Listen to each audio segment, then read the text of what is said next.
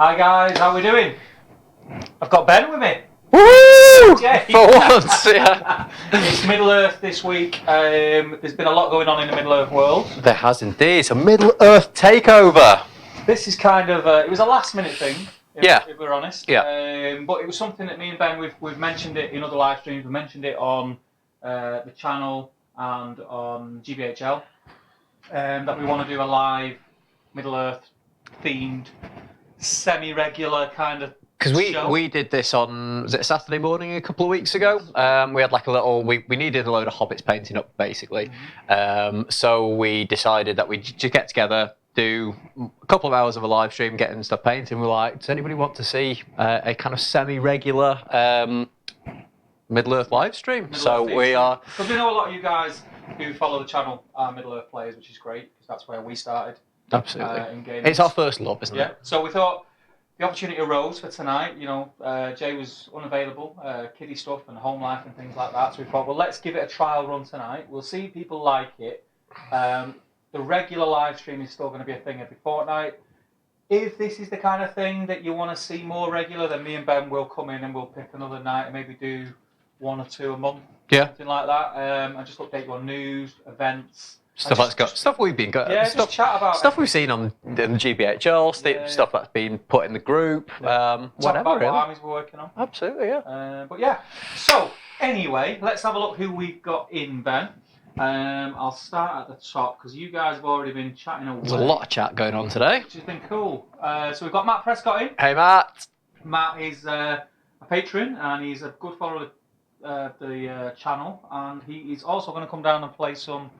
Well, we've been promising for ages with Matt that play some Middle Earth and some 40k. So definitely. We need to get him in and hopefully get you on camera, Matt. That'd be cool. We've got Christian Reeves in. Hi, Christian. And Green Tree's in.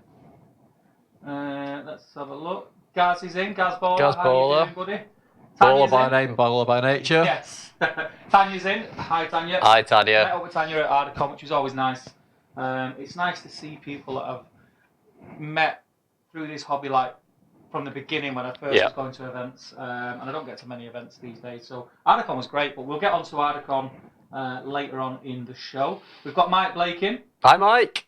Good to have you, pal. Mike Blake, I might be wrong, but I don't recognise your name. If it's your first time in, can you post in where you're from, what games you play, and how you found the channel? Clearly Middle Earth.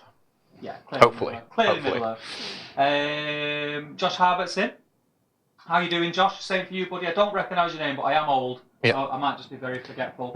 Josh asked what topics for the chat, so it's Middle Earth, as we've already said, but we've got a few bits that we're going to be talking about, so we'll let you jump in a bit later on those. Cool. We've got Sean, Skull Munchies in. Hey, dude. Joe Holzman's in. How you doing, Joe? It's good again to see Joe. Another friend of the channel. Yeah. Hunter SWC. That's the name I don't recognise. I don't recognise that name either. I could be wrong, but again, if it's your first time in, do let us know where you're from in the comments. It's always very interesting to know who's watching and where you're watching from.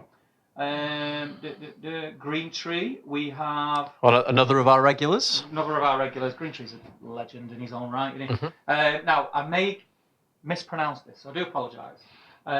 Theodore Vic Blad, is that right? Does that sound all right? Sounds about right. Sounds about right. Definitely don't recognise your name, so let us know where you're from, buddy, and it's a pleasure to have you.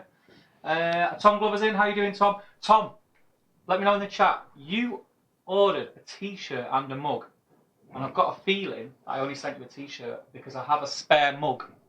You are a mug, if you've done that, but yeah. So I may have your mug. Let me know in the comments, and we'll get that sorted. But I'm sure it's yours. We have Rhaegal Targaryen. How you doing, buddy? And Dan Gross is in. Dan G. Ross. Yeah, I was going to say, as Damien likes to call him, Dan G. Ross. Let's have a look. Green Tree, Skull Munch. Connor Whitler. How you doing, pal? Loads of friends of the channel in tonight. We've got quite a few in, which is great. Yeah, it's good. So, Ben.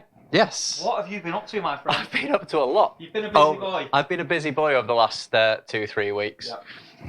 You need to shuffle across. Shuffling. We are shuffling. Am I taking centre stage? You are taking centre stage. It's not like me. It's not like you at all, but let us know if we're a bit kind of more centre stage now. Yes. Cool. So yeah, I've been up to quite a lot over the last few weeks. So a couple of weeks ago it was Ardicon. It was.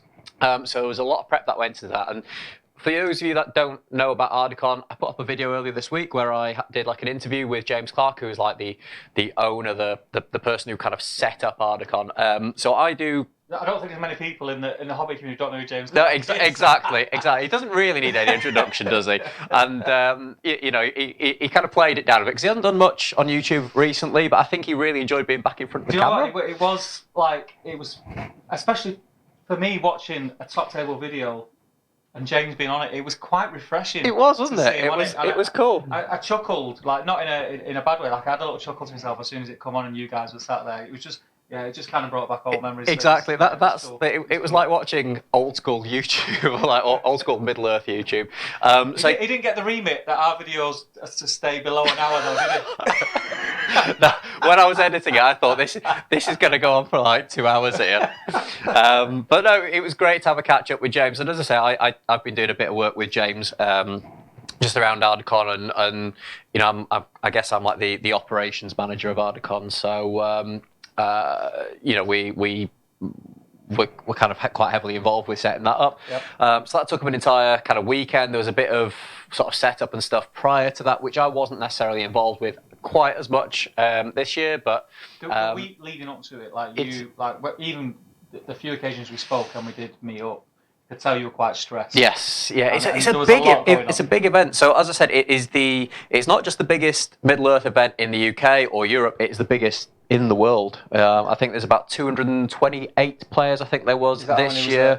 So it was a sight to behold. It was amazing. It was awesome. Like when you go and check out the video because you get like a full rundown of what Ardicon is and how big it is. But when you walk into that hall and you see over 200 strategy battle games all playing on kind of nicely laid out tables and in a really really lovely venue. It is a real sight to behold. It's amazing. It's cool. It's amazing. And I really would advise that even if you are, you're not going to be playing or you can't get a playing ticket, even if you can come down for a couple of days, there's loads of stuff to see. No, you didn't play, but you were there. You were up there all 3 days. So yeah. I couldn't commit to getting a ticket and playing because it kind of fell funny for me. My wedding anniversary was on the Thursday after Ardicon. But me and my wife were kind of in two minds of whether we were going to sort of make the weekend prior to our anniversary weekend or the weekend after. It turns out it was the weekend after, but we obviously the kids are off, so it was quite busy. So I planned on coming down on the Saturday evening just to come and meet everyone. Like I say, it's really nice to get in a room where everyone comes together, and it's not just UK people; it's people from around the world. Yeah. It's an insane. It's amazing because literally half the people there are from other countries. Yeah, because you limit the amount of tickets. Yeah. So there's half of them go to the UK, half of them go to the rest of the world. There's teams from the States and they always come every year. There was shout out to Devon. Yeah, Devon from the DCHL. There was guys from Australia. Yes. So there was a team that came from Australia again for the second year. I think that they've been there. Loads of teams from all across Europe. It's just amazing to have so many people that are so passionate about it all in one place. It was awesome. So that was really good. That was great. As I say, there was a kind of a bit of stress going into it and things. They were, as you can imagine, with setting up such a big event, like even smaller events, you get stressed about it. You want them to be successful and things. And actually, now that we're kind of out the other side of it, I'm really itching to get started on next year now. Well, I only planned on coming on the Saturday evening, but on the Friday the weather was terrible in Manchester, and I was working. I was on a roof. So it got to like 12 o'clock and I thought, I've had enough of this. So I went home, got in the shower. The kids were at the childminders and were at Chester Zoo, so they weren't due back till 6. I thought, you know what, I'm gonna go down today. I'm gonna spend a few hours. I'll get my hellos out of the way today, and then Saturday evening I can spend that socialising and having a drink and some food with people. I went on the Friday, and it was awesome. Went home. I then went on the Saturday as I was supposed to do anyway. Yep. I was there Saturday. Unfortunately, I couldn't stay late evening because I got a phone call saying we had a leak at home. I had to go home. But then on the Sunday I was there again because I was collecting the board from the boys at SBG magazine. Shout out to Damien and Tom. So I ended up being there the 3 days, and I have to admit, I've been to it every year in one sense or another, either playing or just coming on a day pass. This year felt, and I know there was a few little hiccups behind the scenes here and there, but from someone who was just there observing, I didn't pick up on it unless I would have been told. I didn't pick up on anything. And I know that a couple of games ran over because of different things, but it was nothing. It was minor things. I think when you've got 228 people playing a game, you are going to get minor runovers and people not submitting their scores and things like that. You know, and actually one of the things that kind of really held us up most was people not submitting their scores. Really, you know, it wasn't anything necessarily kind of operationally that went wrong with the event. It was just people not submitting their scores. But do you know what? You used Tony, which is Andrew Cox's. He designed and programmed this app himself. Yeah. It's an amazing app, and that was like a trial by fire. It was. And barring, like I say, a couple of hiccups, everything went smooth. And like I say, from outside looking in, it just seemed very relaxed. Everyone was playing games, having fun. There was no one was panicking. No, it didn't seem. There's been a few times in previous years where like things were a little bit hectic or felt that way. Yeah. This year, it didn't seem like everything just slotted into place. And it was amazing. Just to go down and observe, it was great. Yeah, it was great. So I had a wicked time, even though I was kind of it was like a working weekend for me really. And although I was technically working there, I had a great time because it was just amazing being able to sort of chat to people between the games. Just meet up with people that you don't see that often, really, and it's just great to have everybody all in the same room at the same time. So that was wicked. And then since then, I've had a massive hobby bug on. I've kind of, seeing all those painted armies at Ardcon, seeing some of the best painted stuff as well. I've just got really caught the hobby bug again. So I'm in the process of just trying to finish off a load of projects that I've kind of half done, that I just needed to. Got to finish my half done stuff. No, I'm all right. Cheers, mate. I'll be here forever. So there's just stuff that I've got half built, half painted that I'm just sort of thinking, do you know what? I'll just whiz through it, try and get all those finished. So then I've got kind of a clean slate to start some new projects. So yeah, that's kind of what I've been up to really. So it's been quite hectic, quite busy. But now that I'm through the other side of it, I'm getting quite a bit more hobby done. How about you? Quite similar. It's manic for me at the moment. Like my working life's busy. It's my busiest time of year. The kids are off school. That just adds another hectic feather to my cap, so to speak. But yeah, same. I went to Ardcon, and I mean, I never fell out of love with Middle Earth. I just started to explore a little bit more, and I went to Ardcon, and it was like putting on your favourite lounge pants. That's how it felt, isn't it? I just felt like I need to play more Middle Earth. I'm home. Yeah, that's what it felt like. So basically, I've gone back after Ardcon. I've started getting out all my old models that are half painted. I thought, right, and I've kind of put them in a kind of an order that I want to get them done for the rest of this year, so that we can get them on the channel. So there's a lot of stuff coming. Obviously, Scar on the Shire book is something that we really want to address. So that's something that's at the forefront.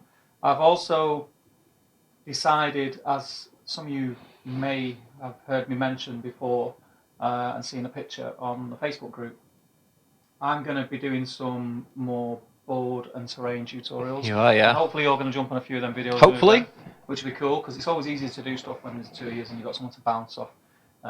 Filming solo videos can be a bit lonely and feel a bit weird. Yeah, sort of like, because I've been in here at times filming something, and I go back and I'll start editing or rewatching. I'm thinking, just a bit weird doing it on your own. So I'm much because like we're doing this, like you can bounce off each other and things like that. Whereas doing it on your own is I don't know if it's just me. I feel it's like a little bit kind of strained. You're very and self-conscious. Yeah, I think that's what it is. But so I'm going to be doing some board build videos at home. So my man cave is I started today.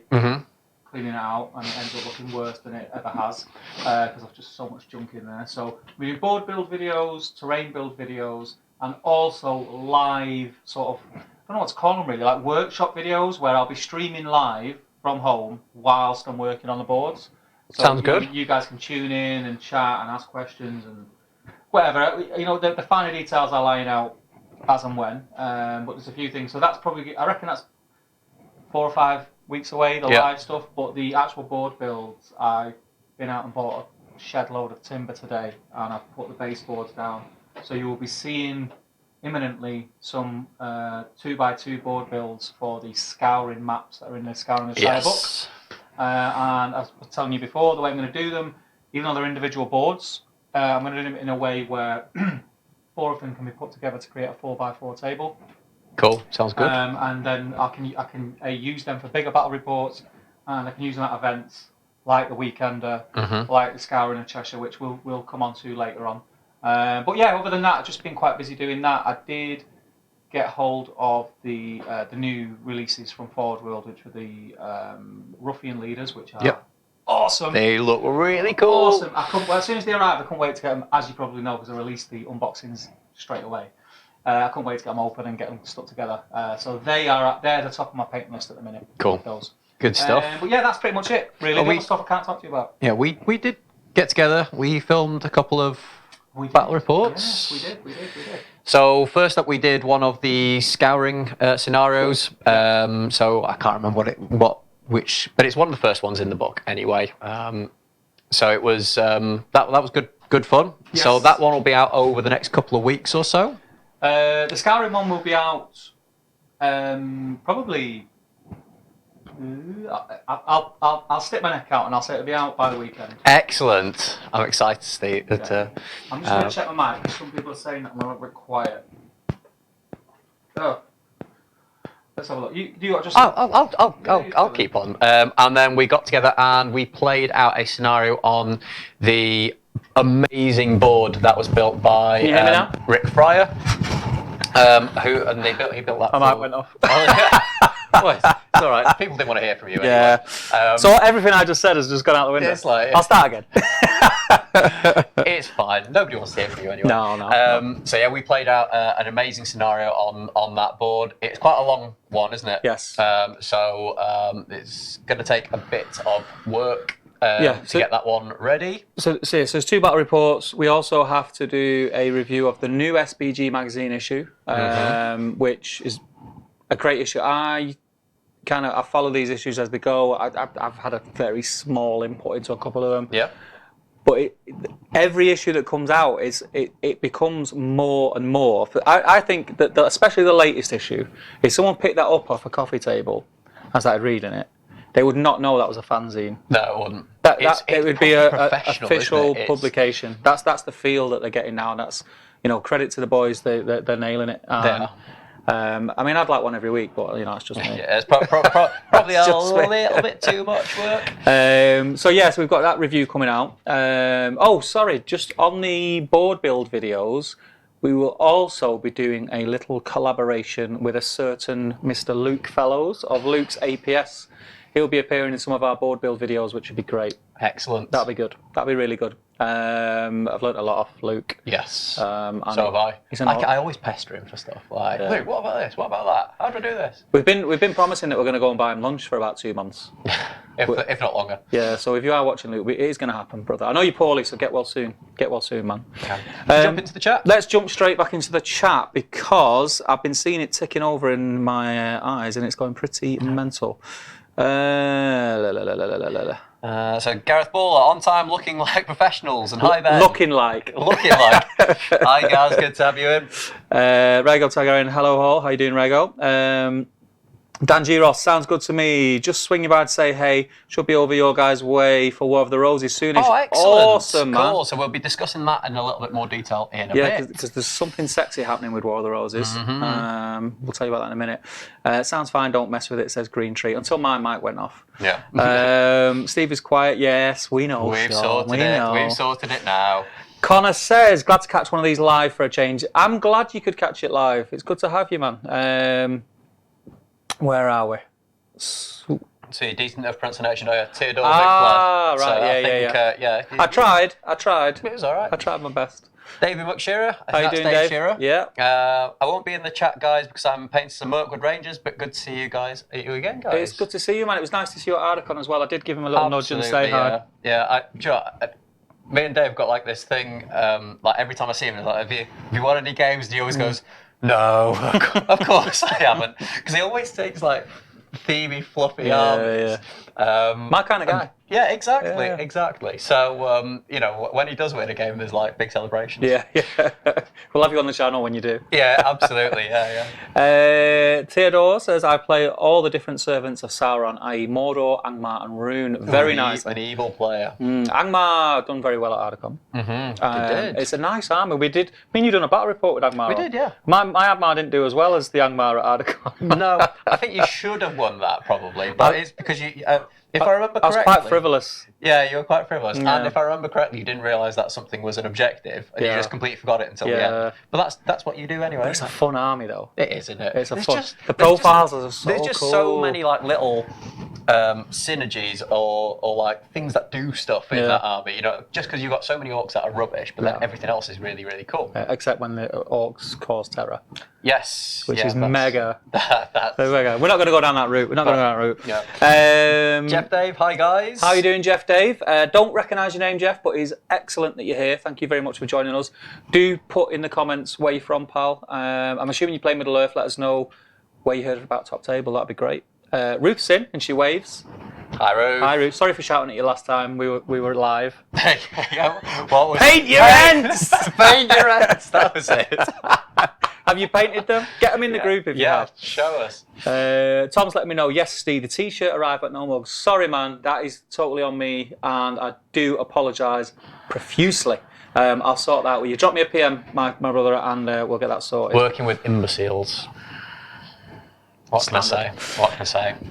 Tanya's in. How you doing, Tanya? She says, yes, you're more central now. So we're more symmetrical. Yeah. Sort of more pleasing to the eye. If we could get more pleasing to the eye. I'm not sure that we can, but, you know. Well, I certainly can't. Steve's a bit quiet, yes, we know. I think hopefully we've got that sorted now. Glenn Seymour escaped. Spiegel is free. Hello, TCG fam. Hey, Glenn. He said he wasn't going to be able to make it. Yeah, because he was at some event or something this evening. So great to have you in, Glenn. You can pronounce that off. Daithio Murhu? How do you pronounce that? Whoever you are, you know me, obviously. So let us know what your real name is. And I'll agree with you that when you let me know who you are, it would have been good to see you at Ardacon. Yeah, and hopefully we will catch up again. So let's move down. Lots of chat. There's a lot of chat. Yeah. So, I've jumped. Hunter, I've been in the hobby for around 12 years. Started with Lord of the Rings and coming back to Middle Earth, painting my Isengard troll now.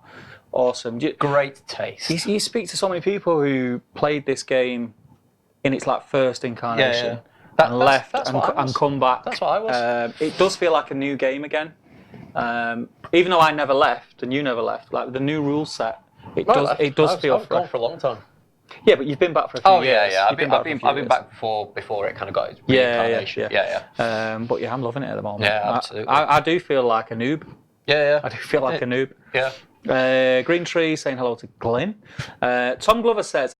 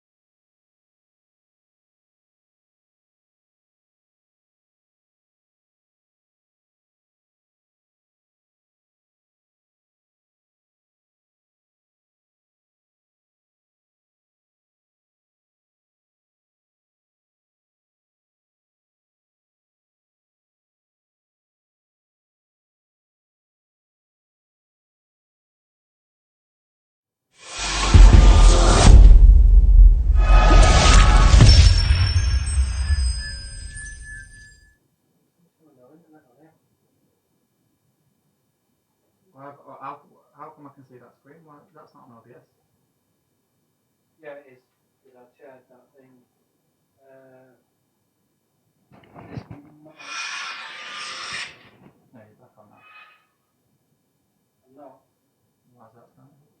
Let's go from the beginning.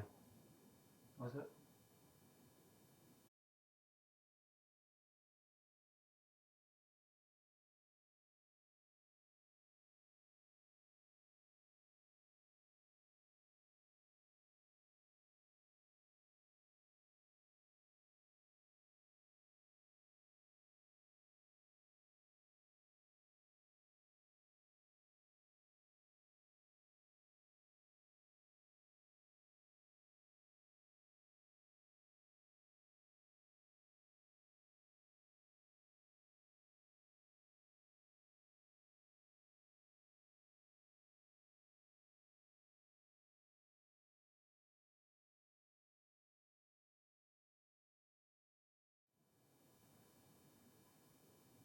We got an OBS.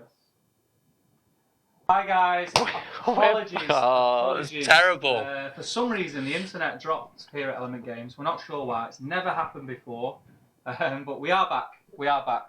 So I am going to refresh this. I want to make sure that we are back in.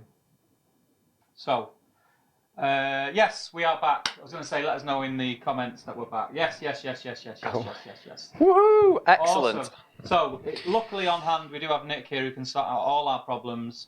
Not personal problems, but tech problems. I have asked him to help me with my marriage, but he won't. Yeah. Right, so where are we up to? We're up to Pat Gunn, and we were talking about his amazing website that he's done as like a battle companies manager. So there's a place to put photos up. You can manage everything. I did get in touch with Pat about potentially using it to track battle companies for us as well. If we're able to use it on the channel, that would. If it makes our life easier. Yeah. And it can be something so on the screen, it's something that we have discussed. So hopefully we will be getting. So is he like a programmer then? Yes, I believe so. I think that's his background. Let us know, Pat. Is it something that we could incorporate? We've got it up on screen now. That looks amazing. It does, doesn't it? Let us know if there's.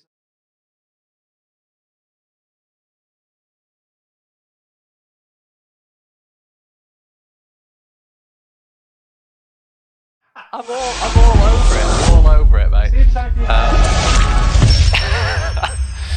But yeah, Pat has made that amazing website. So guys, go and check it out. Battle Companies Manager. It's been posted all over the GBHL. So yeah, go and check that out. And let us know in the comments, because you'll be aware. I'm sure you'll be aware of how popular it's been, how many people have downloaded it, how many people are using it since you put it on. Because that'd be interesting. Yeah, definitely. Interesting. But yeah, well done, man. It looks awesome. I've not had a proper look at it yet, but it does look amazing. Fohammer, hey guys. How are you doing, pal? Hey, dude. Good to see you. I think what we'll do, before we go on to the rest of the comments, because we did just lose about 5 minutes. Yes, we did. Let's get a little bit onto. We do have like loose topics. That we do. So, should we discuss? Oh, actually, before we jump into anything else, should we talk about the amazing prize that is available? Somebody tonight in the comments is going to win Tom Glover's top 10. I'm only kidding. This isn't your one. You're not going to win it. That's so mean. Tom, you can't win it. Someone's going to win a top table mug and top table pen. Exclusive. This will be. It's got a stylus on the end, so you can use it on your tablet, on your phone, on your iPad, and all that. Amazing! What a prize! What a prize! What a prize! So, standards. So, are we making people hang around to see what they need to do? Hang around, because if we're totally honest, we're not sure how you're going to win it. But you're going to win it. You're going to win it in this stream. And we're going to wing it. Yeah, we are going to wing it. We'll come back to that later on. But yeah, stay tuned, and you could be getting one of those in the post in the next few days. Tom could end up with like just a load of them like around his kitchen, like a whole set of them. When visitors come round, it's like you could have one each end of the fireplace. Exactly. Exactly. So anyway, made to order. Made to order. The Games Workshop made to order. Yes. So we'll touch on that first. Yeah. So have you?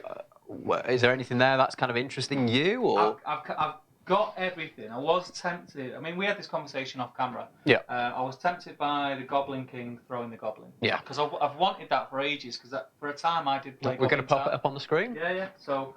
For a time, I did play Goblin Town, and then it went OOP, and I was a bit upset. And I tried to wangle yours off you. You did, yeah. And you didn't follow through on your promise. I never promised it to you. I never promised it to you.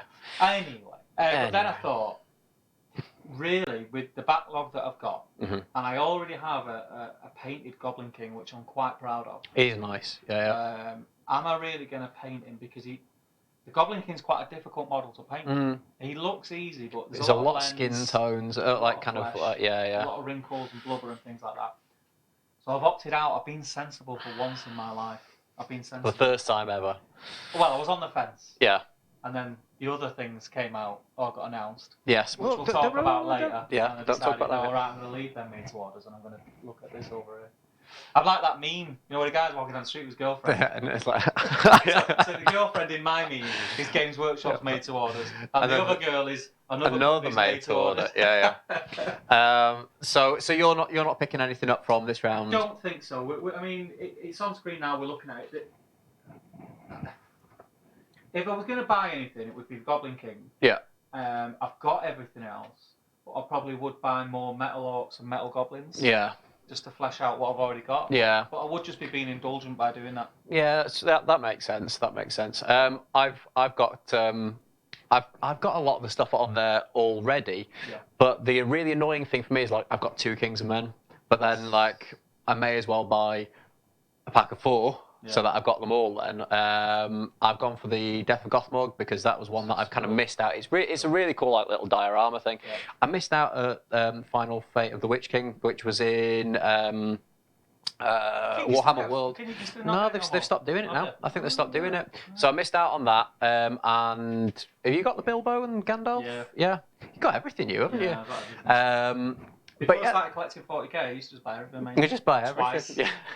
Just to have spares to like carve up and I bought the casualties as well because I thought they were like a really, really cool little pack, and you know they make great like little objective markers. They make cool bits for dioramas and things like that. So I decided to pick up a pack of those as well. So I have spent kind of over 100 quid on this. I know looking at our Facebook group and the GBHL group and the Lord of the Rings and Miniatures Rock group. Mm-hmm. That a lot of you guys have picked them up. So let us know in the comments what you guys have got. If there's anything that you needed, or was it like me and it was more indulgence? Yeah. I'd be interested. Do we really need any of it? Oh. But does it matter? You just kind of want it, don't you? Did you buy anything from the previous made to order, which was back in March? I want to say. Again, I've got it all. I've got it all. Right, I didn't need anything. There was loads of stuff in there that. I wish I got more stalkers. Yeah, I've got 6. I bought 6 of them. But there's loads more in that I kind of really wanted, and because some of the poses were quite rare. Like the Halbarad with Banner, I wanted to pick up one of those because. Do you know what? It's not the best sculpt, but do you know what? It's because it was so rare. It just kind of had that rarity value because I'd never actually seen one in the flesh, so I had to pick up one of them. I already had one of the Faramir's, but I kind of wanted another one to make some conversions and things because it's a great kind of bottom half for doing conversions with. Yeah. So I did spend quite a bit on that made to order as well. But I think the way that the Games Workshop are doing it at the moment, I feel like they're nailing it at the moment because obviously this is potentially stuff that isn't going to be the top sellers, but actually it gives people an opportunity to buy some of these products that probably we're not going to see again for a while. They might come back in made to order, but it might not be for. There's so many people out there who have got gaps in their collection that thought they would never be able to fill them without spending silly money on eBay. Yeah. Well, there was one of the Goblin Kings was on for about 200 quid. I think it's crazy. It was. So this Stupid money. For me, this is a masterstroke by Games Workshop, and please keep doing it because you're making a lot of people very happy, and obviously it's made to order, so you're not surplus making stock. No, win-win. I was told, but I can't remember by who, and it was by a very reputable source, that the last made to order for Middle-earth was the second highest made to order that Games Workshop have ever done, which doesn't surprise me at all. Does not surprise me. Doesn't surprise me. So that's kind of really good news, and clearly it kind of bodes well for future made to orders as well. So that is awesome. So going on from the Games Workshop made to order, we got a post in the Warhammer community. Yes, we did. About a future made to order from Forge World, which I think is launching this Saturday. I want to say. I think Friday. Friday. I think it's Friday. It's already available at Nova. Yes, and we do have a picture available, which will get up. And basically, it is the bard that everybody always wanted, and I converted one from the original Hobbit source book. Yeah. It's a new Tariel, which is fit. It is amazing, isn't it? And a new Legolas, which isn't too shabby either. And No. it was Tim, who's in the chat, who mentioned in the group that would fit a lovely conversion to be on an Uruk shield. It would, wouldn't it? Yeah. It would. I think they're absolutely stunning. I like them. I think they're really kind of cool poses. We've seen the Bard before, haven't we? It was a Desolation of Stockport, Desolation of Smaug book. But when was that? He's actually, if I'm not mistaken, he is the Bard that is the picture on the profile in the Hobbit rulebook. He may well be. I'm pretty sure he is. May well be. And when we got that rule book and all the things started to come out, we seen that Bard, so everyone was kind of waiting. I was definitely waiting for that to come out because it just looks cool. But it's like that shot in the film, he just stood over the boat when all the dwarves are in the boat and he stood there, he fires the thing at him. It just looks cool. That cool that I did convert one and I was quite happy with my conversion. But I'll have the original now. Yeah, it's wicked. I cannot wait for that. So, what price do we think that's going to be? What's your guess? I said 25, but I think you're probably more right there. Maybe £30, I reckon. I'm wishful thinking at 25. I'd like it to be 25. Yeah. The reason I'd like it to be 25 is because, there's other sets which we spoke about before. Yeah. My mic keeps turning itself off. I'm not sure why. There we go. It's back on again. Put it down. Take it away from the computer. Oh, right. Sorry. You just switched yourself off again. My batteries are running out, so I'm going to swap my batteries. I'm going to leave Ben to chat with you about these pre-orders. So I'm really looking forward to it. But I think having seen other kind of packs of kind of similar models and things, I think can talk to you. Yeah, you can. We can share this one for now. You're leaning in again. I'm leaning in for a little smooch over here. I think we are likely to see them being sort of a £30 pack. Yes. That's my guess. Take it away from the computer. All right. Yeah. But yeah, so I am super excited about it. And that's just come completely out of left field. Out of the blue, nobody expected that one. And I did see a comment from Rob Alderman, who is the Middle-earth manager, and he said that it was the choice between these kind of never appearing or having having them as event exclusives and a made to order. Yeah. And I think that is a far better option than just don't ever show us something and never release it. Yeah, that's like it was like they did that with the alternate Thorins company as well, didn't they? Yes. That was in one of the books, and everyone thought that was kind of lost to gorgeous time. sculpts, gorgeous. So it was great to be able to have those, and I think again, Games Workshop, they're just absolutely nailing it at the moment with the made to order, but. These were going to be event exclusives, but they've done it as a made to order as well. So actually, it's not just people who are going to events, because some events are difficult for people to get to. Especially in the States. It's in the States. But if it's here and people live in the States. Yeah, exactly. I mean, we have a really cool community, especially in the GBHL, where it's happened in the past a lot. People will help other people out at with no gain to themselves. They'll so you pick don't things have to go up. to scalpers and things on eBay. It's a great community for that. But the fact that GW are kind of recognising that is, I don't want to call it an issue, but and they're thinking, right, okay, we're going to make it. It's going to be so they're exclusive. I think they're going to be available to buy at Nova. Yeah. It seems so. And then we're going to get a week-long made-to-order slot. Yeah. To order them, anyone anywhere can get them. But then they'll go off made-to-order and they'll be available. Exclusively at events before. Yeah. So they'll probably be available at events in the UK. But if you're like me and you just can't wait to get your hands on them, exactly. You're gonna. I don't know when I'm going to next go to Warhammer World or when I'm next going to go to a Middle-earth event in Warhammer World. Throne of Skulls, maybe. Throne of Skulls. But it's just one of those that it's great that they're giving everybody the opportunity to get hold of them, not just people who are able to get to events and things. Yeah. So I know that was always a big criticism that they've had before. What do you guys think about it? Are you happy with the made-to-orders that have come out? Are you as pleased as I am at the shock surprise release? It's lovely. Of the Hobbit mod. You know what's nice as well? The fact that you just mentioned out of nowhere they came, but the fact that out of nowhere we've jumped straight back into Hobbit. Yeah. We're all Lord of the Rings at the minute, and we jumped straight back in. And this, I think it was you that I said it to you last time. People are going, oh, when are they going to release the Troll Catapult? When are they going to release this? And I think it's a good idea, marketing-wise, as a business, to leave it alone and then flesh out another part of the series, and then just drop back into it because it reignites. Because people will pick them up now, and they'll build an alpha. It's very, very smart. I was eyeing up a box of Mirkwood Rangers. because I'm going to be picking They're up. cool models, though. They are really cool. Yeah, they are nice. Anyway, let's get back into these comments because they are going to start running away with us. Absolutely. Hunter says, oh no, we've already read that. We've read that. Tom Glover, excellent work, Pat. Starting Battle Company campaign next week, so perfect timing. Absolutely. Fohammer is joining him as well. He's got Dwarves and Dale plugged in already. Nice. So that's good. Good stuff. Tom Glover. Rangers have already been through 7 battles in about half an hour just to put it through its paces. I've got Mirkwood. I've got, is it Thranduil's Halls? My initial battle companies that I made was Elves. Yeah, I've got Rangers. Those were some of the reinforcements that I was just finishing off this last week as well, which is good. Rain says, hey, what is this? Things working perfectly. You spoke too soon, Rain. You jinxed us, man. You jinxed us. It's not even quarter past yet. Tanya says, woohoo! Steve Terrain videos. Make me a board worthy of Mordor. Well, we're going to hit the Shire first. Mordor can wait. Green Tree. Your table and terrain builds are first what attracted me to the channel. And I'm also here for the top table chat. Thank you very much. It does mean a lot.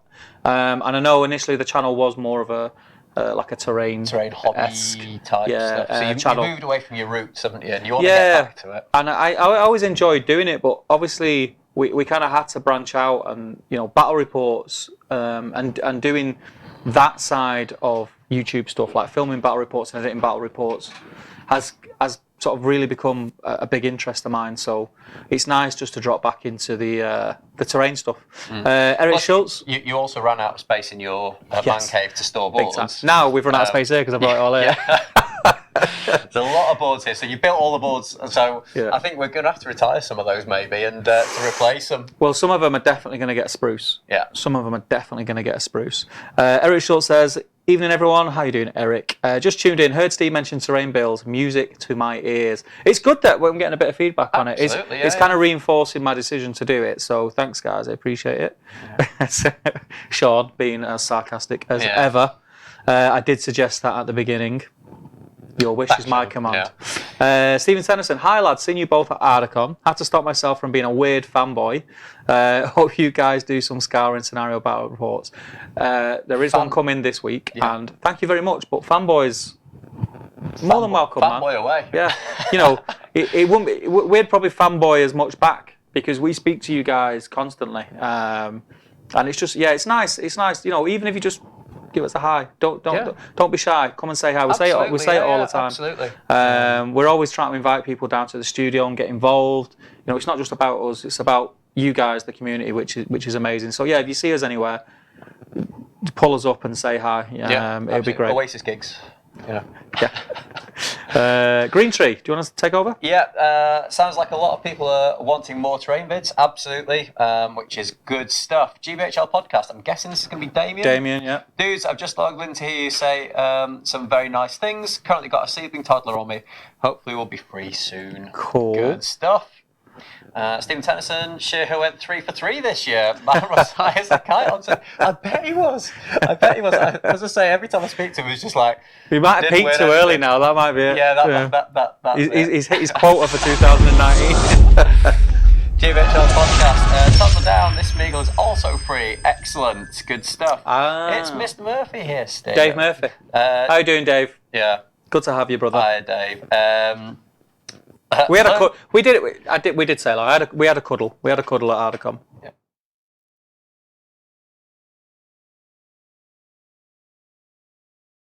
Frozen for some reason. Can you still hear us, guys? Let me go. No, I'll tell you what. You go and sort it. I'll just keep chatting. Shall I go? You keep chatting. Yeah. Okay. Is the camera on? Stephen Tennyson, learn some Irish, will you? We're half your fan base. Yeah, you actually are. I'm a Welsh speaker, if that is any consolation. Maybe not, but it's a sort of a Celtic language, shall we say?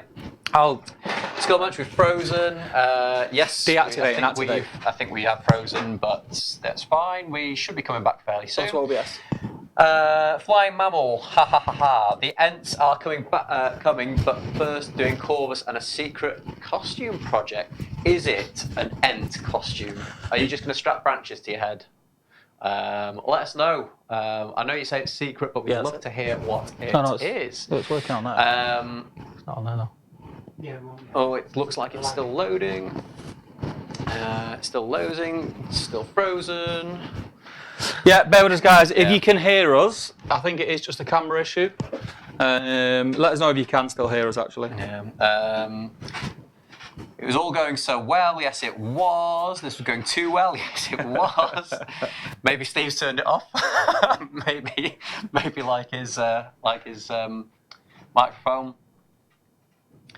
I think we're back on. Well, I'm not on there, but we're back on. I think we are. I think we're back on. OBS anyway. back on because it freaks me out. That. So let's scroll right to the bottom. Yes, we're back. We're back on. Sorry, guys. I don't know what's going on tonight. Yes. So where are we? Looks. Let's jump away at clean. So anybody think that Warcry J is sabotaging the SBG stream? Yeah, I do. Absolutely. He wants to hear more about Warcry, but we've said we're not going to be talking about anything other than SBG tonight. It's SBG tonight, and you know what? It feels good. It is nice. It does feel good. It is really nice. Green Tree says, I think they're messing with us, and I just sit very still. What was that thing that people used to? What was it called? The mannequin challenge. The mannequin challenge. Yeah, that's what it was. When we froze, could you hear what we were saying though? Yeah, you could. Yeah. That's cool. That's all right then. Matt Prescott. Yeah, he's out on the street cutting cables. Just randomly cutting cables outside. He's out in Element, like just unplugging it from the internet and then plugging it back in. It's the Chaos God says, Skull Munch. You shall not stream. Hopefully we're back. I guess I'll watch this tomorrow. You may well do. We're back in action. Welcome back. Okay. Awesome. Thank you very much. The Element. Let's talk about Element games at the moment because I think I put a post up a couple of days ago in the group. Yeah. When I was walking into the studio, and just by chance, Jay said, "Have you seen how much Lord of the Rings and Hobbit stuff that we've got in stock now?" And I was like, "No." You know, I thought because I'm used to seeing stuff on the shelf, and I walked over, and it was like. Where independent stockists just had the odd token, the really popular stuff. Yeah.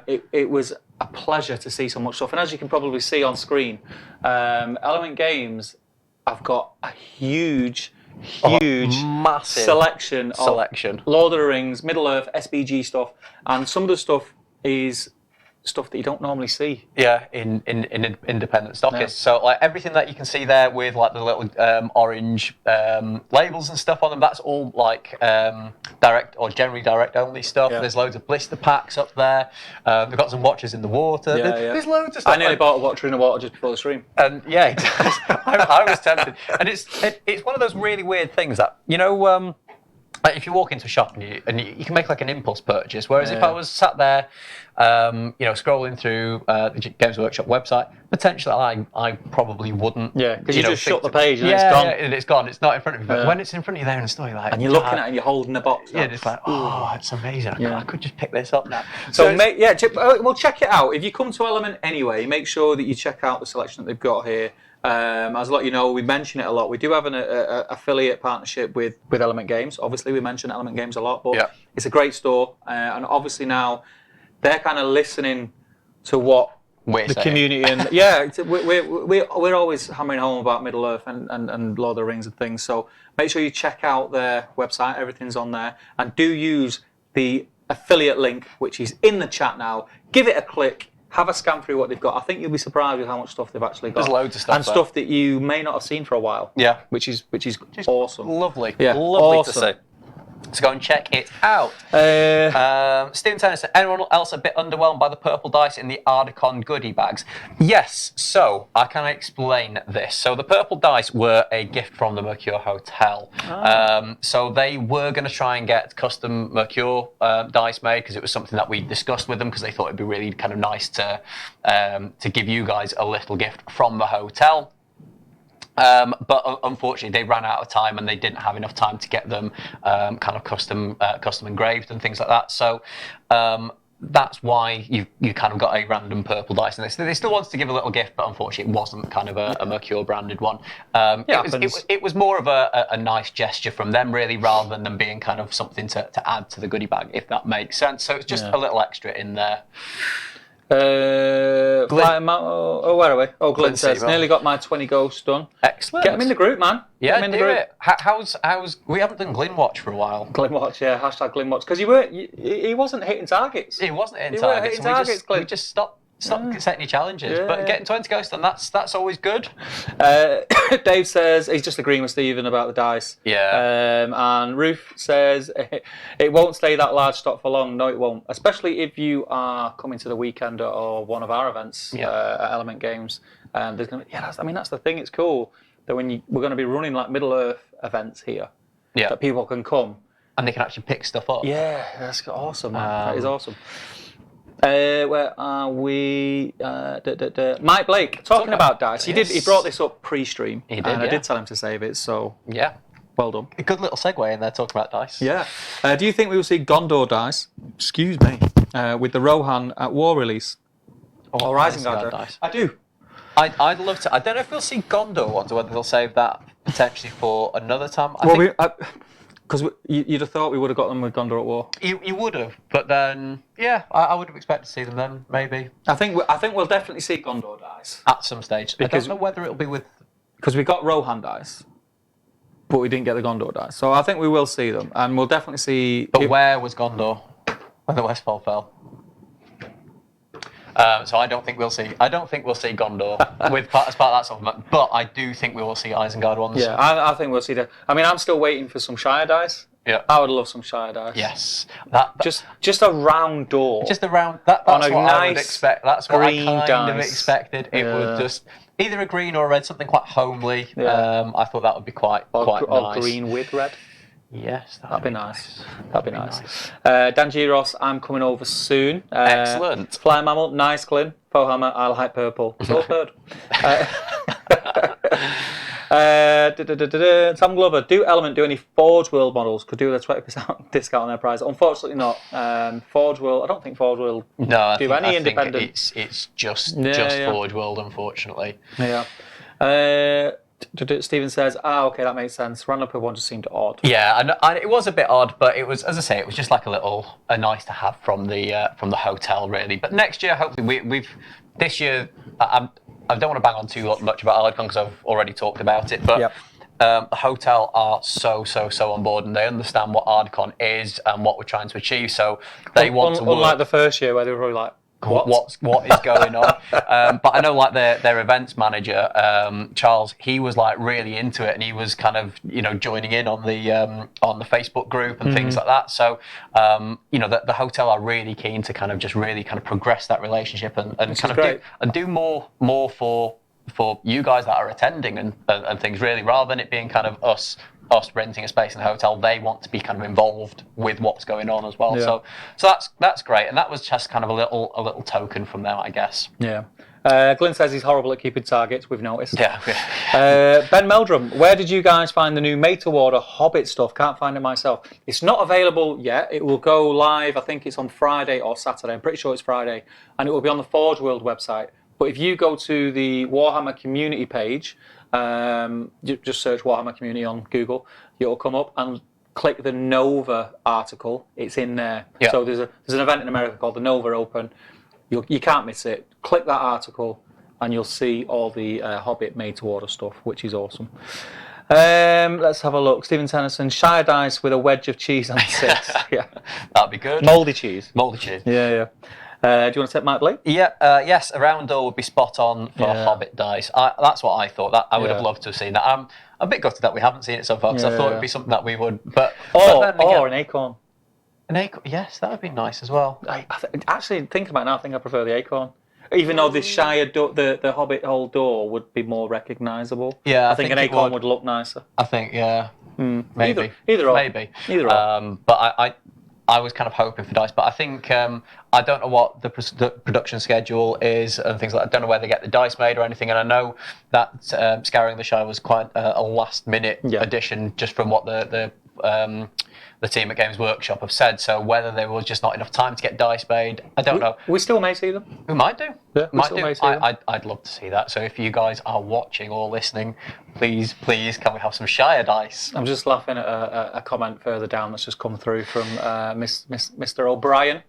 That's an old joke from one of the old Nova events. O'Brien. Not a fan of the Games Workshop dice, says Dave Murphy. Don't like how sharp the edges are and they don't roll as well. Shame because the symbols are really nice.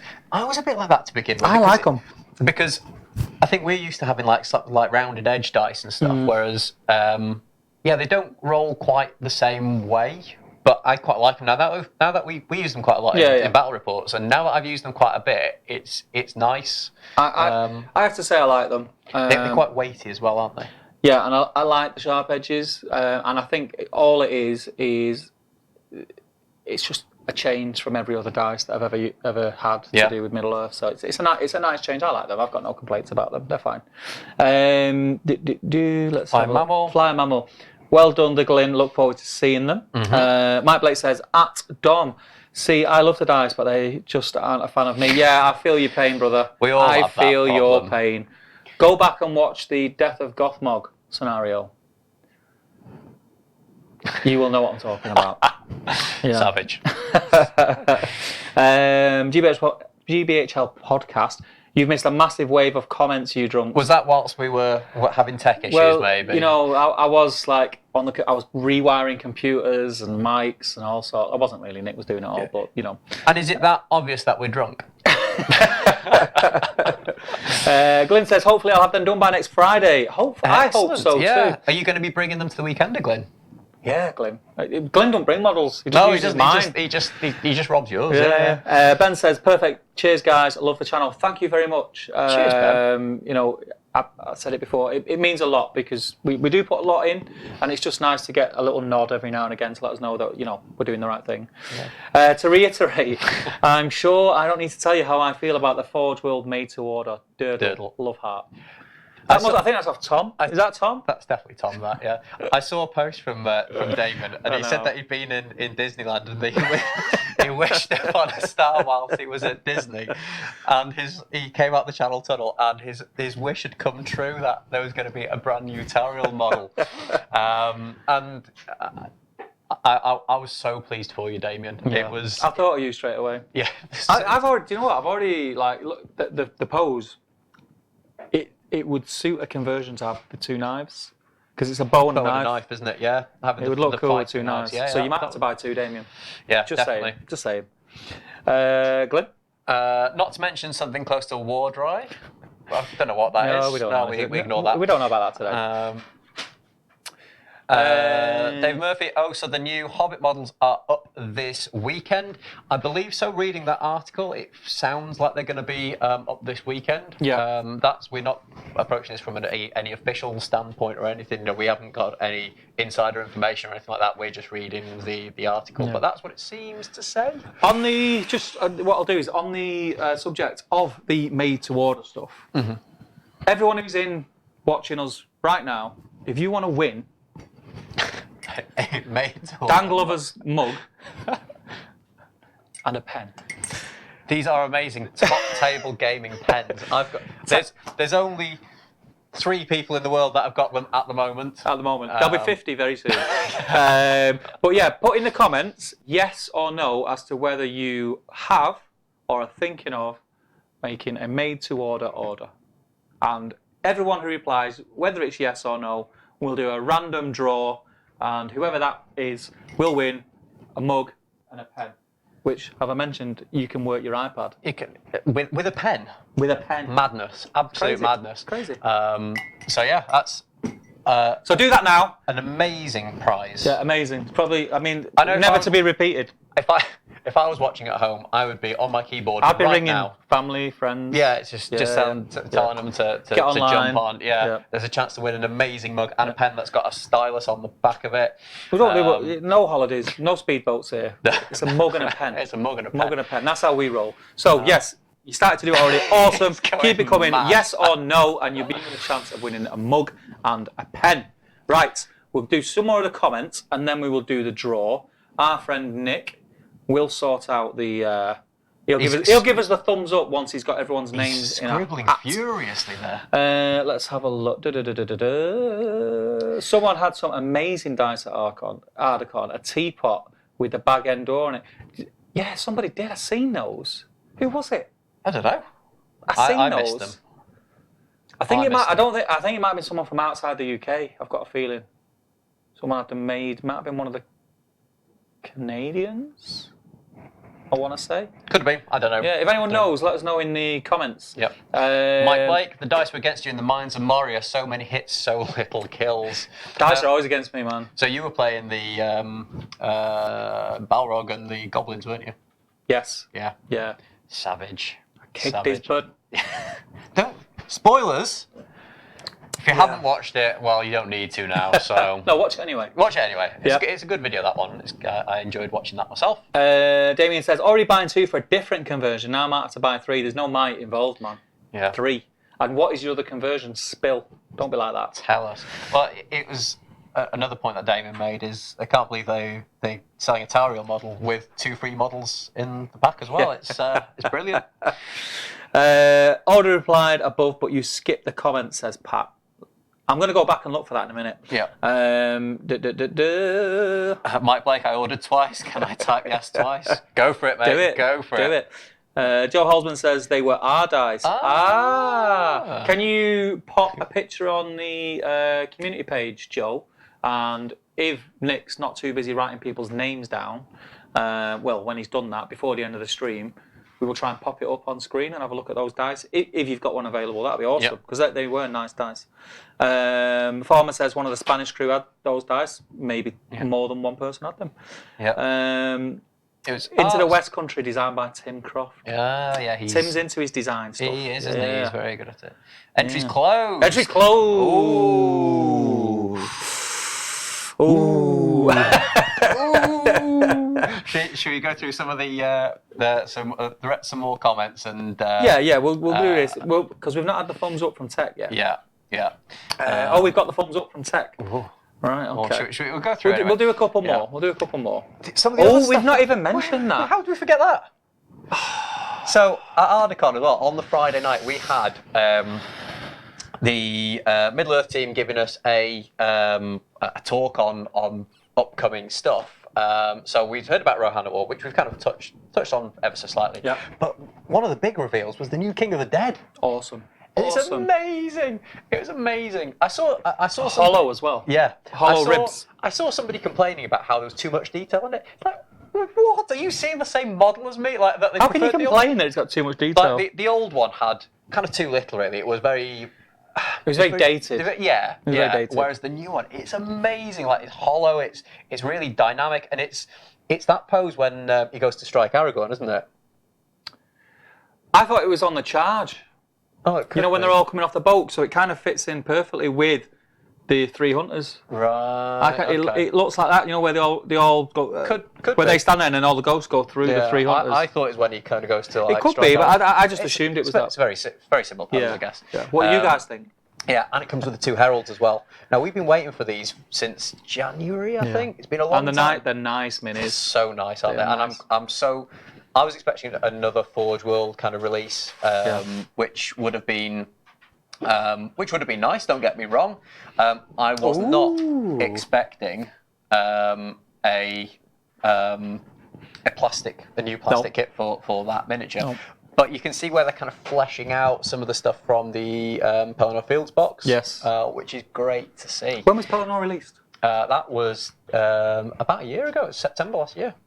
Because it released on weekend of War of the Roses. Oh yeah, it did. Yeah, It did. Yeah, so yeah. I remember, so I came along and I picked up my box, and nobody was really interested in playing because everyone was flicking through the rules and looking at the new book. But no, yeah, it's awesome. The Herald models are awesome. The King of the Dead is awesome. I can't believe we missed that. Yeah. How did we not talk about that? I know. Where were we up to? I've lost where we're up. Oh, here we are. Yeah. So Dave Mavis says, I'm considering it, just started a new job, but it doesn't pay as well, and I'm starting college in less than 2 weeks. Have to discipline myself with biomodels, for a while. Yeah. That's the downside to so many releases so quick. Yeah, it is. If there was one thing that I would possibly say is, and I'm not complaining, by the way, but made to order maybe had a 2-week window. Yeah, maybe because I think somebody said that it happened to be.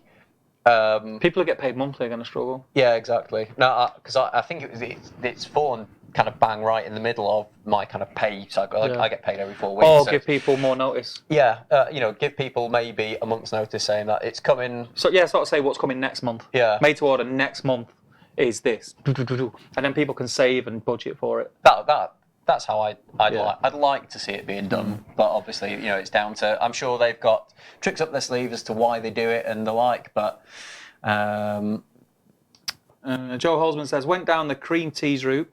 We did hand them out to opponents though, so several people had them by the Sunday. That's nice. That's probably why you see more people with them. Yeah, could be. Glenn Seymour says yes. Shadow and Flame, no, not for me, Dave. Luckily, I have it already, and I have to watch the pennies these days. It's good to have you in, Dave. Always a pleasure. To see you. Never a chore. Tom Glover, is the Tariel Special SPG magazine available to buy? I'm afraid my game is quite poor. Yes, it is, but I believe there's only 30 issues left, and I know it was going to be. I think it was going. Damien said it was going to be a limited run. Yes. They were only going to do one run of it. Well, Damien's in the chat now, so It is. you can put us all straight, Damien. The limited edition Tariel issue. Everyone's favourite issue. Yeah, how could Tom get his hands on a copy? Yeah. Let us know in the chat. Stephen Sanderson just dropped £300 on school uniform, shoes, etc. Bad month for me. I didn't know you were still in school, Stephen. I know something massive uniform. Wow, that was such a dad joke. Oh my god, that's terrible. You walked into that, buddy. You walked into that. But yeah, I know. I feel your pain, man. School uniforms these days, and like my girls are only 5 and 7, but they all want these. What do they call? Nelly Kelly shoes or something. They're like fighting. They demand these shoes. And they're not cheap. Idea. They're not cheap. Need to be working harder, mate. It's crazy. I work too hard, mate. Glenn says, what have I missed? My screen cut. More drivel from us. You haven't missed much, if I'm completely honest. David says, the conversion I want to do is the pose I've always wanted. The first publicity shot of her kneeling on the rock pointing a bow. It would make a glorious model. Yes, it would. And you could use a ranger. You could use a kneeling ranger. Yeah. He's probably already thought of this. Yeah. But yes. That's not a bad shout, that. I might get 2 of them myself. Because I copied his conversion to put a bow on the Finecast. Yes, yeah, you did. Which was a great shout, by the way. Yeah. I copied that a long time ago, so I might just have to copy you again. David as well. Google. Damien says, Google Tariel Entertainment Weekly, and it's basically the top hit. Glyn's retracted a message. What did you write, Glyn? Tell us. Something to do with Gene Stealer cults or something. It could have been, yeah. I'm getting shouted at now by Ruth. The comp for the mug. So we do have a winner. It was passed. It was passed. Now this was a la 80s game show style by the tech. Someone come running on the side. So the way that this was chosen was everybody who commented yes or no, they were put into a random draw and given a number. And then the number was drawn randomly in a random number generator. The name of the person who wins this spectacular, there'll be no T in it, by the way, is Christian Reeves. Woo! Well done, Christian. Well done, brother. You worked really hard for that.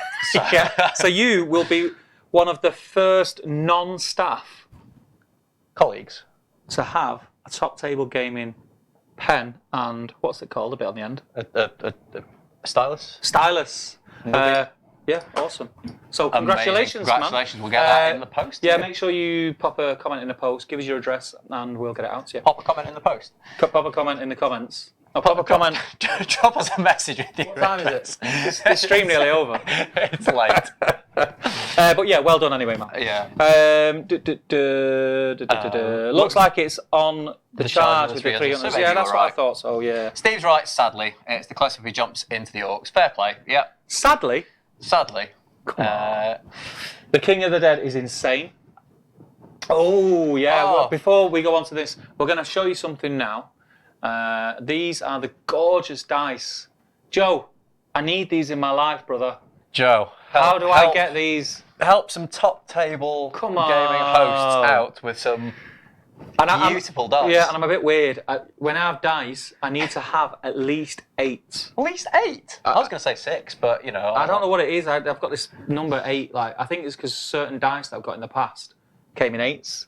Right. So every time, I think 10's been a bit greedy. Yeah, it is. Yeah, definitely. So if you've got 8 if you'd like to, lying around, if you'd like to Joe, help some top table for the gaming attention of hosts Steve out. Crow, Top Table Gaming, they'd get on the channel without a doubt. Are we live still?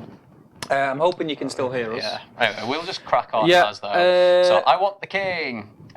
Pick the dice on the page now. Awesome. Have we missed some messages? Do you want to? Yeah, I'll have a look on here now. Let me get rid of that and get rid of that. Okay, let's just make sure we haven't missed any messages, because I think we may have. So The King of the Mike Blake says the King of the Dead is insane. Yes, it is, and the stat cards are going to be awesome. Yes, now that was another thing that was announced. At the stat cards, yeah. Yeah. So the stat cards with all the magical powers on them, the stats for heroes. pretty much got everything on it. Yeah. So they're going to be really cool. And How are they going to do that though? Like, surely, like they'll have stat cards for everything that's currently available, which you'll buy a pack of, I'm assuming. Yeah. Or maybe a faction pack or something like that. But then, like future releases, do they come in the blister pack? I don't know. Like with new models? Like Maybe. I'm assuming so. But what is great about that, because sometimes you do find yourself kind of going through the book and you're kind of flipping backwards and forwards through the book, so actually having cards in front of you, and I think that's something that we've seen from other games which we aren't going to mention, but from other games you kind of do see those sorts of those sorts of things really. So that's going to be really, really good to see. I'm excited for that. And I think it's one of those things that once it's there, I will stop forgetting special rules that my heroes have, because they'll be there right in front of you. Yeah, I forget things all the time. Yeah, exactly. Flying Mammal says, someone put Glyn in the mug comp. Too late, man. You got to be quick off the mark, quick on the draw. You got to be quick. Sorry, Glenn. Next time, brother. Sean wants the king, as do we all, man. Yeah. It's awesome. Pick a dice on the page. Yes, we've seen, and they are nice. And Joe, I hope you see my comments. 8 dice. 8 dice would be lovely. Glyn says, managed to scare the neighbours with the following profanity. That's why I had to have his comment retracted. Right, okay. Green Tree, hit the like button, peoples. GBHL, we've only got about 30 left. They're not getting reprinted, but drop us an email and we can see if you get one. Damien, pop the email address in the comments. I think it's sbgmagazine@gmail.com. I think it's yeah. But pop it in the comments and then they can just click and link, and happy days. They know what they're doing then. Yeah. Thank Ruth. Glenn says, thanks Ruth, but I think it's closed. It is, unfortunately. We've already announced the winner. It's all done. Damien again? Yep. Also, don't forget we're running a competition to get one for free on the GBHL Facebook page. All you need to write is a Tauriel haiku. Some of those are amazing. Have you read through them? It's bits. I'm not clever enough to write haikus. I just don't understand like the scheme. So I'm kind of leaving it to other people, and some of them are absolutely brilliant. So yeah, go and have a read through them, and go and submit your own haiku as well. I think Tom said his haiku game wasn't particularly strong either. Everyone's just saying well done to Christian. Yeah. Has Christian won something before from us? So, Tom Glover says, enjoy my mug, Christian. Your tea will taste even sweeter. Christian says, yay, thanks everyone. I will absolutely enjoy Tom Glover. So, Joe says, I will have a word with Nick who ordered them. Thanks, man. I would appreciate it because they are stunning, and I am a bit of one of those weirdos. I have a bit of a dice fetish. Tanya C says, yep, still alive. Good. We had like a little swirling wheel. And Dave says, why not 9 makes a cube? I never thought about that. Joe, if you're listening, 9 would be nice. Yeah. Fair warning though, they only roll 6s during drinking games. That's cool with me, man. That's fine. We can play some drinking games. Cool with me. A square, not a cube, dope.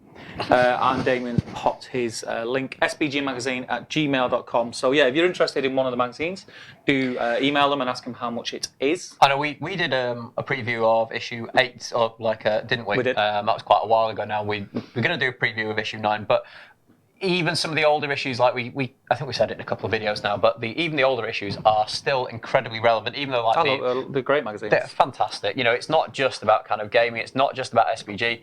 Some of it is just kind of about it's about why you hobby, and there was a great article in the last one about winning wooden spoons and why that was why it's kind of fine to go to tournaments and not go to win. So they are great magazines. So yeah, they're a good read. I mean, don't not get the old ones because they were released prior to the new sort of rule update, because it's kind of irrelevant, because it's more about the community spirit and the way people play and why people play a certain way, and what's kept certain people in the hobby and why they play this game. And it's not, other than the battle reports, the rules don't really come into it that much and most of the stuff. So yeah, check them out. Anyway, so we'll move on to, should we have a chat about upcoming events? So you have the dates of upcoming events. So first up, on the 7th of September, it's a one-day event. We have War of the Roses. Now I'm actually running this one. Yeah. So it's Lewis Aplin's event. So he normally kind of runs it, but he is off on his travels at the moment. Yeah, he's in Indonesia, I think, at the moment. Yeah, he's all over the world. I know he's been in Australia, he's been to New Zealand.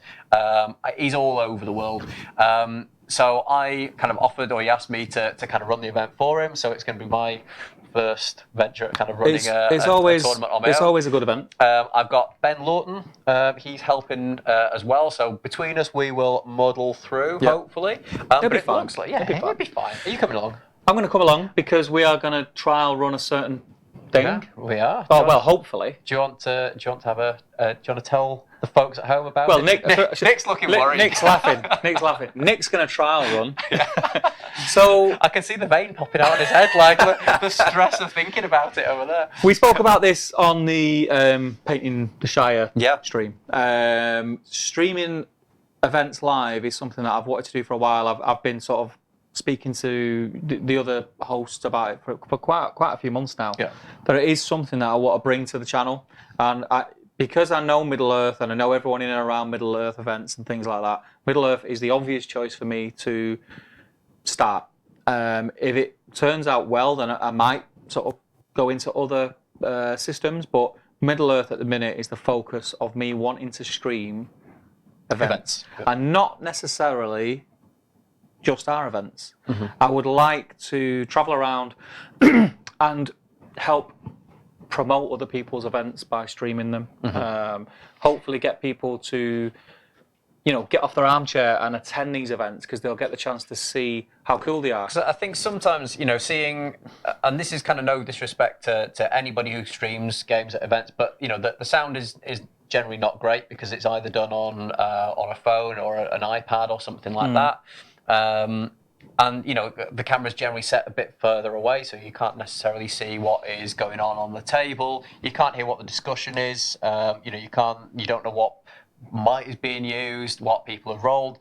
And actually, I think the way that we do battle reports, you can kind of see a lot of what's going on. So we've got a dice tray, we've got a top down, we've kind of got an action cam. And I think we've all been discussing it for a while, and now that we've got Nick on board as well, we've got almost like a way that we might be able to do this. So I've had a vision of how I want it to look for a while. Executing that vision and being able to do it is kind of beyond my know-how technology-wise. Nick's on board, and he can kind of fill in them gaps. And we've spoke about it on numerous occasions, and we kind of think that it is something that we can do and we can do well. Obviously, I'm totally sort of expecting teething problems with the first few, but so that's why we're trying at a smaller event and something that is local, because actually War of the Roses is being held through in the gaming centre, which is just through there. So actually moving stuff out from the studio into the gaming centre should be fairly easy, should be fairly straightforward. The way that I'd like to describe how it's going to look for you guys watching is picture our battle reports that are on the channel now, the way that we do them. Picture that with live commentary of possibly myself and Ben, or myself and Jay, or myself and a guest commentator talking about the game. We will be able to hear what the players are talking about, what they're doing. So if a player is using 2 mic to change a dice roll, we'll hear them say that because they'll be mic'd up with these mics that we have. You guys won't be able to hear, but we will be able to say,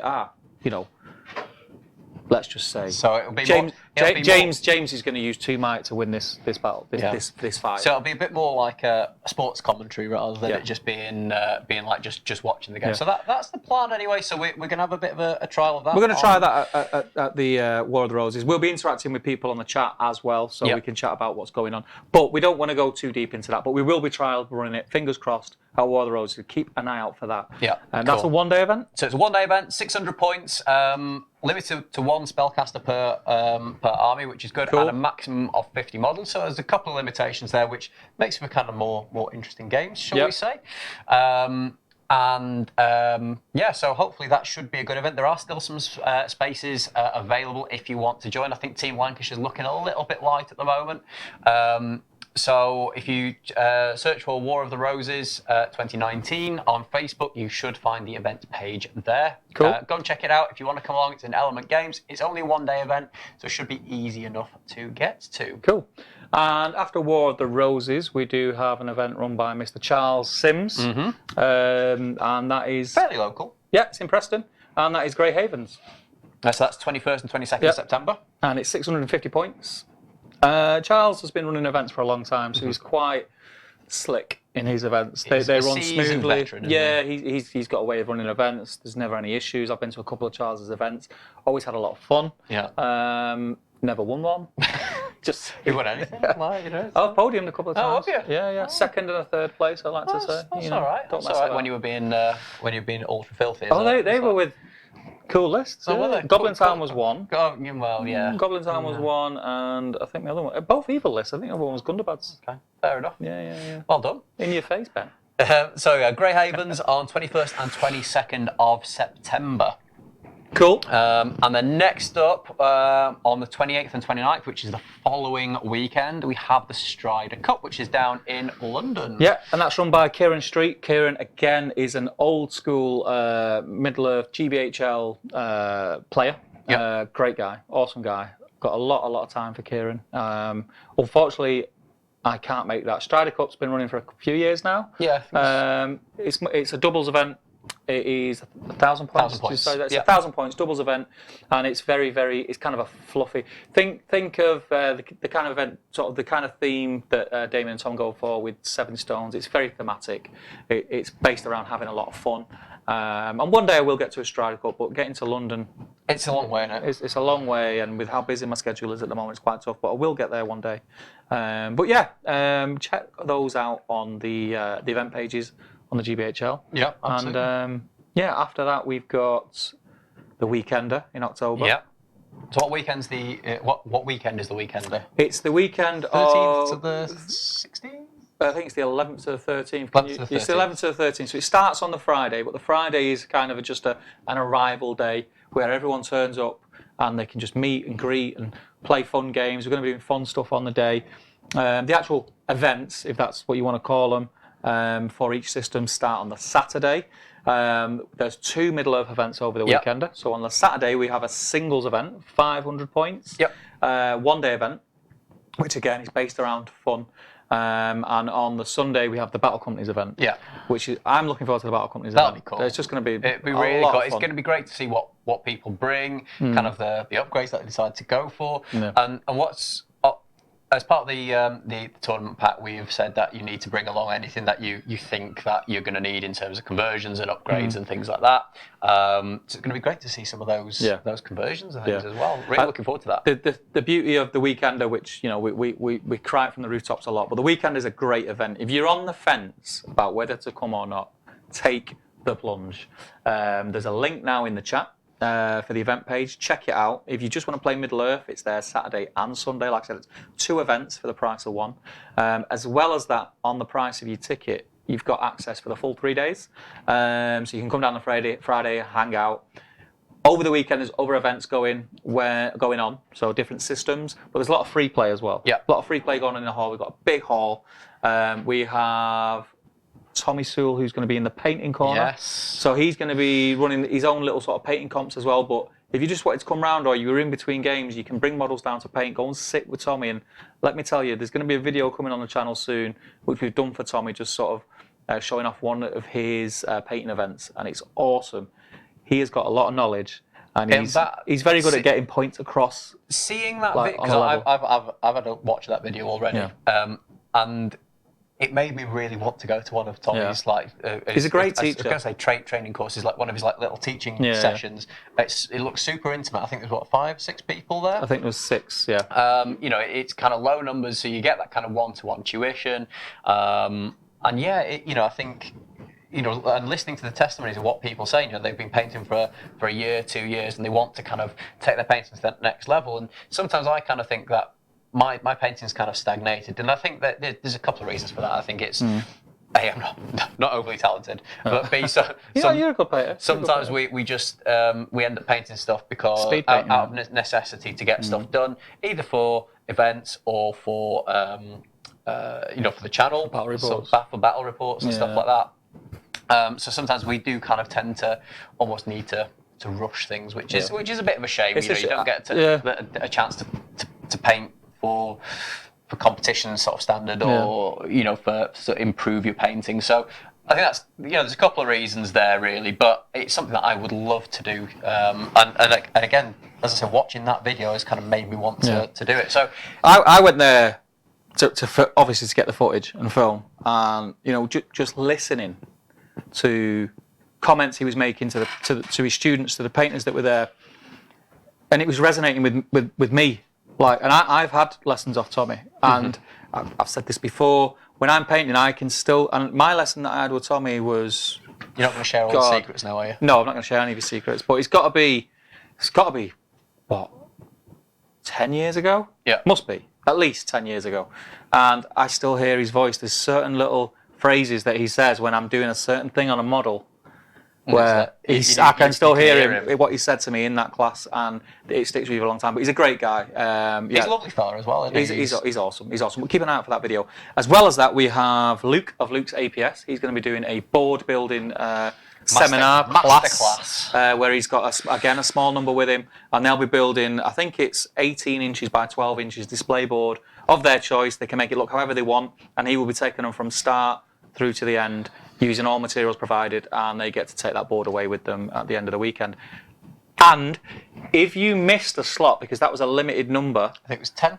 Well, someone has unfortunately can't make it now, so a slot has just come available. I'm going to be putting a post on the page either tonight or tomorrow. So you guys have got a heads up now. So you got a heads up. If going on Luke's course at the weekend is something that you'd like to do, then drop us a message ASAP, because that will go straight away. We put them up and they went. They just went within about 2 days. I think they were gone. Yeah. But there's loads going on the weekend. We've got Saturday night quizzes and fun and all that. So there's a lot going on. For the price of your ticket, you get to hang out and do all that. Yeah. And we'll have food on site.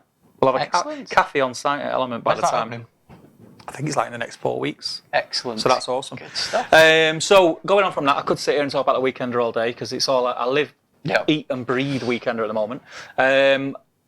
We'll be putting a post out in the next week or so for the league finale of the GBHL. It's a big one. It's a big one. It's the Scour and the Shire 2019. It's the last league event of the year. 100-pointer? It's a 100-pointer.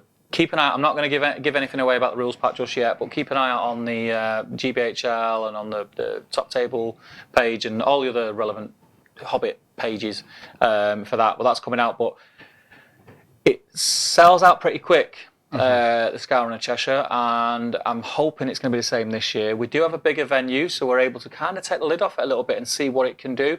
But this, along with the Middle-earth events at the Weekender, you do get the chance to play on boards that you don't get to play on. Absolutely. Anything like at any other events throughout the year. And there'll be some new ones as well by then. There'll be some new ones. Anyone who's been to any of my events will know what I'm talking about. The custom boards, so we've got Lake Town, we've got Bree, we've got Dale, we've got a couple of Shire boards, we've got Ammon, Hen, you know, the list goes on and on. There'll be a lot coming out in the next few weeks. I will be drumming this home in the next few weeks, and the tickets will be going on sale probably by mid-September. Excellent. Because the event is, if I'm not mistaken, I think it's either the 7th and 8th of December or the 8th and 9th. It's whichever that weekend falls on, Saturday and Sunday, 2-day event. So keep your eyes out for that. It would be great to see as many there as possible. Yep. You know, we chat to you a lot, but it would be great to hang out and also just to get to spend a bit of social time with you on an evening. Absolutely. That'd be awesome. So I'm going to drop straight back into the comments because we're going to be winding this stream up very, very soon. We are... Flying Mammal says, "Night, thanks for the natter." Bye, Night, Ruth. Ruth. It was great to have you, as per usual. Dave says, if you have a fetish for Dice T, the new IHL dice are in the works. Yeah, I've seen there's been a bit of backwards and forwards about the Yeah, I've seen design that. and stuff going on there. So I didn't get any of the old ones, Dave. I didn't get any of the old ones, brother. Come on. So we'll have to get them to sort us out with some dice, I think, for the IHL. Pat Gaunt, also off to bed. Got to go. Bye, guys. Thanks See you for later, joining us, Pat. And thank you so much for the work that you've put in on your Battle Company's Facebook page. If you're watching this, You might be watching it back. you might be watching it back. But thank you so much for the work that you've done there. That is amazing. Glenn says, don't worry, Steve. I'll borrow Benji's figs this time. More than welcome to, buddy. More than welcome to. Well, some of them, because we said, didn't we, you know, the battle report we did atop the walls? Yeah. That's like on a really small board. So what we might do is like some of the smaller battle reports, we'll put demo tables out. Yeah. So that people can just come. The setup of the armies will already be there, and dice will be there, maybe a quick cheat sheet, rule sheet. So we'll have one for atop the walls. Going to do Death of Gothmog. Death of Gothmog, yeah. That'd be an easy one. We've got Bree. Might set up a little Bree board. Yeah. So there's going to be some really cool boards for you guys to play smaller games on, like, and some scenarios that are going to be specifically set up from the books. So that'd be really cool. So you can. It's not necessarily just going to be about playing, you know, points matches. It can be, you can play kind of little narrative games as well. Yeah, cool. Where are we? Will, Rob, hey up, darlings. Late to the show. How's crack-a-lacking? Good to have you, Will, and it was good to meet you at Ardacon, my friend. Yeah, great to meet you, buddy. And it's nice to see how your Isengard army's coming along, looking very, very He's nice. properly speed painted them. Yeah, he's So very quick. I remember when I did my Isengard, it took me ages, and I don't know why it took me that long, but I just didn't kind of get on with painting them, and he's just like 3 days he had them all done. Hammered them all out. Yeah. Dave says, sounds like a good idea. I think you're talking about the stream. Thank you, Dave. Yep. Thank you, my man. Green Tree says, did you pick up several of the Forge World Hobbit Hole kits for your Hobbit board, or did you find a way to use the front and back, maybe cut them? I've seen someone cut one in half on the GBHL page, I think it was. Yeah, which is I wouldn't handy. trust myself to do it. Well, we've got a few sets anyway. We picked them up at Warhammer Fest. Yeah, so they've been sat there for a while. Yeah. But, you know, it's just been about time and things getting them When done. we do another Hobbit, that'll be 3 Hobbit board, Shire theme boards I've got, plus the one that I'm doing for the Scarron and Cheshire things that goes together as 4. That'll be 5. A lot of Shire boards. Yeah, a lot of Shire boards. Well, Shire Shire boards are cool, man. There are a lot of Hobbit holes going to be all over them. Tom Glover, live stream sounds good. Won't be able to get to the events or tune in and see how I should be playing. Yeah, that's kind of the aim, really. Yeah, it's just sort of show, you know, because there's a lot of people out there that don't really get to events and stuff that might want to see sort of how events and how games in events are kind of run and things. So yeah, it'd be good. And Eric says... Eric Schultz says, wishes for upcoming Rohan supplement models. I'd like to see Ents. I think we'd all like to see Ents. Definitely. So he's got quick beam horns, which are like kind of almost mini Ents type things. Dunland expansion. I think we will see a Dunland expansion. Without doubt. I'd like to see a Helm Hammerhand as well. Terrain kit. I think we'll see that. I think we will. I think with how popular Hobbit Hole has been, I think we will. And Lake Town houses. And Lake Town houses. Everyone's got Lake Town houses. Yeah, absolutely. I think we'll definitely see that. And Thorongil. I'd love to see that old Thorongil pose come out. I don't think it's an if. I don't think. I may. Do you think? Yeah. Do you think it might be made to order? They'll do like a new one because that's quite old now. You know what? It came out. Well, put it this way: it's one of the models. Remember when I said before, please don't show us things that you're never going to release. Yes. I think they'll release that because it is a gorgeous model. So within it doesn't need an update. No, it doesn't. So there's that. There's the gambling without banner that's been shown. What else is there? The Urukai Scout with a two-handed weapon, but I think there was an issue with the. It was something to do with a mold. It didn't mold. It didn't cast very well. Yeah. But there's there's loads of stuff that's not Rohan. There was is it Berethiel, the woman with the Catwoman? Oh, what's her name? Berethin or something. Yeah. Dave will know. What was the woman with the cats called? The Catwoman. Yeah, I'm sure Dave. Has Dave got one? Yeah, and then there was the Baruthiel. Baruthiel, yeah. Queen Baruthiel. That was it. Then the Numenorian dude. That only a couple were done. Don't know. But yeah, I think yeah, we'll see all that. I think we'll see all that. Mike Blake asked Eric, what terrain in particular? I have so many wishes for terrain. So do I. There's loads of stuff that I would like. I'd like to see Rohan houses, kind of like thatched roof. I think that's what we'll see. I'd love to see that. I think that's what we'll see, and I'd love to see it like the Lake Town houses are. I'd love to see those because I think they are generic enough for people outside of Middle Earth to want to buy them. They could be like Saxon or something. Yeah. I think we'll see them. Maybe damaged ones. Yeah. Burnt down ones. I think. I think that'd be cool. So. I would love to see the return of the Helm's Deep kind of walls and stuff as well. I don't think we will, but it would be nice to see. I would like to see something like that, but I would like them to revisit it because the scale is really off. Isn't it? I've got two sets. I've got 2 sets of Helm's Deep. I've got 2 sets of Minas Tirith, and they're great kits. Don't get me wrong, they are great, but they were kind of display pieces. I think, but I think if you know, they can't make them full size because I think the Minas Tirith walls. No, but they can make them a little bit bigger and things. Bigger gates. Yeah, because actually you can only get a couple of miniatures through. I don't think you can get 2 horses through side by side. Yeah. I don't think you can't get a troll through. You can't get 3 trolls through at the same time. So yeah. Mike Blake. That's one you just said. Yeah. Mike Blake says a decent looking board can change a game entirely. You read my mind. You know that the reason my events have boards, the reason this channel started on making terrain tutorials is I really do have a thing about playing on a board that was designed to have Middle-earth SPG played on it. Yeah. And, you know, sort of snapshots of scenes from the movies. And I guess it's not just like a gaming map, which, you know, I'm not slagging anyone off. They have their place, and I think as long as the terrain is relatively themed, it kind of is immersive. But what I don't particularly like, and again, it's not kind of having to go at any tournaments in particular or anything, but when there's kind of very Age of Sigmar kind of terrain or things that really don't fit in with a Middle-earth kind of narrative, That's the layout I hate. Yeah, just 5. Just 5. The number 5 on a dice where you've got something in the centre and then each corner. I can't stand it. So I think it's just to try and sort of mix it up a bit. But all the boards that are at the Weekender and at Scouring of Cheshire, are they all going to be custom boards for Scouring? I'm going to have a damn good go. Yeah, so that's a lot of them. Yeah. I'm going to have to help me out with this, I think. Yeah, I think you are.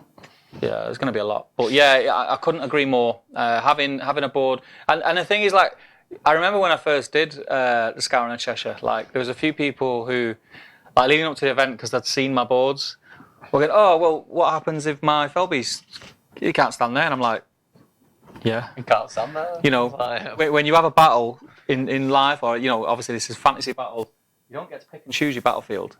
A battle takes place where a battle takes place, and certain things might benefit you and some might be a penalty to you, and, you know, just deal with it.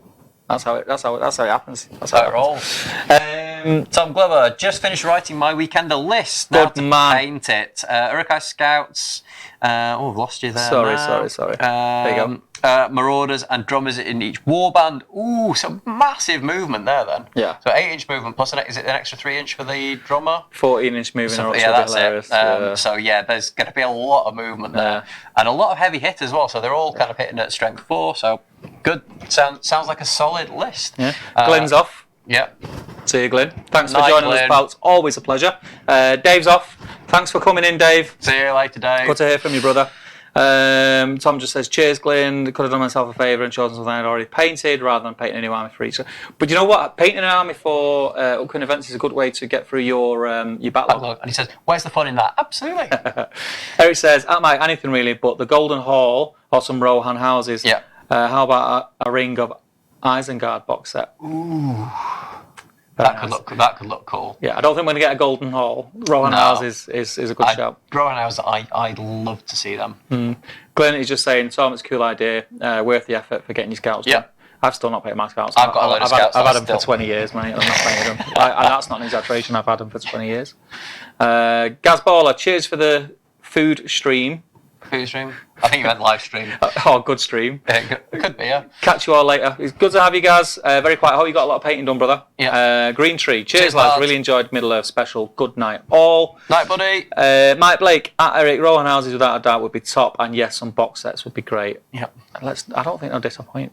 Daniel Kelly, wish list, Uruk breaches, the guys with the shields who protect the ram. That'd be cool. Yeah, I saw somebody had made a It looked awesome. a kind of a turtle Yeah. out of them. They looked amazing. it looked amazing. Mike Blake, I'd love to have a learning lesson with Luke. I hope it goes really well, and he will be up for more. Well, I think, with how it's There's a already ticket gone, available, brother. There's a ticket available. Yeah. And I think with the way it's gone, I'm hoping that he's going to be down for doing it every weekender. Luke, through having conversations with him, he got on board with the first one we did because he really got on board with the idea. So that was great. He was where we are. It's just getting people from the community together. Whether they're gamers, whether they're hobbyists, whether they're other YouTubers, whatever. Just getting people together in a room is going to be fantastic. Yeah. And hopefully that'll keep going that way. Do you know what I love about Luke? It's like, you see him online, and you think when you meet him in real life, he's going to be like, kind of, because he's a big YouTube He's the same star. guy. But he's just like, he's dead sound. He comes across online as he is in real life. Lovely, lovely fella. I spent quite a lot of time with him at Ardacon, which was great. Yeah. But yeah, he's just such a lovely guy, and I think He's a great guy. he's just dead down to earth, and I think his tutorials will be like that as well. Yeah, So he's smashed it with YouTube, and it's going to be great to have him doing something with us as a collab. But we're honoured to have him. Mike says he's working nights that weekend. Pull a sickie, man. Pull a sickie. It's worth it, I promise. Yeah. Right, I think we're going to wrap it up, guys. Seeing as everybody else is going to bed. Yes, I think it's about I time need we to get left to them. bed. Yeah. But you know what? I've really enjoyed this. So have I. I could go for another 2 hours, to be honest, talking about Middle Earth, but I won't. We're waiting on an announcement from Nova at 1 o'clock in the morning, so we did joke about staying up till 1 o'clock and doing that See live. what news from the mark. Yeah. But no, it's been great. Let us know. Comment in the Facebook group if a Middle Earth theme stream is something that you'd like to see more of, and we will make it happen. If it's just to catch up on releases, just to talk about army lists, talk about whatever you want. You guys can post whatever you want. If you got a list that you want us to check on and tell you if we think it's going to be any good. If there's an event you want to go to and you're asking have we been to anything Middle Earth SPG related, that's the kind of stream that we'd like to do. But yeah, let us know even if you're letting us know in the chat now, because I know some of you are, let us know on the Facebook page, because that's that's where it will have more impact. Put it in the Facebook page. Let us know what you think, and we'll do it. I'll be bang up for it. I love Middle Earth, so yeah. But anyway, right, we are going to call it a night. Yeah. Thank you for joining us. Don't forget, guys, do check out all the links in the description below for our Facebook page, Instagram, Twitter, all that malarkey. Yeah, and I just want to say a big, massive shout out and a big thank you to our patrons. Some of you have been in this evening listening and joining in the chat. You guys kind of make, you guys help us pay for the studio and kind of make this happen, really. Yeah, but what you see, you facilitate, basically. Yeah, we could not do this without you guys and the support that you give us. So massive, big thanks to you guys. Yeah. And if you're interested in the Patreon scheme that we have, do check it out again in the links below. And also, if you want to buy something off them shelves at Element Games, them lovely shelves full of Middle Earth stuff. Even if it's not Middle Earth stuff. Yeah, whatever you want to buy. Some Fortnite stuff, make sure you use our affiliate link. That'd be great. But yes, thank you for watching, guys. I've been Top Table Steve. And I've been Top Table Ben. And we will see you very, very soon. See you later, guys. Take care.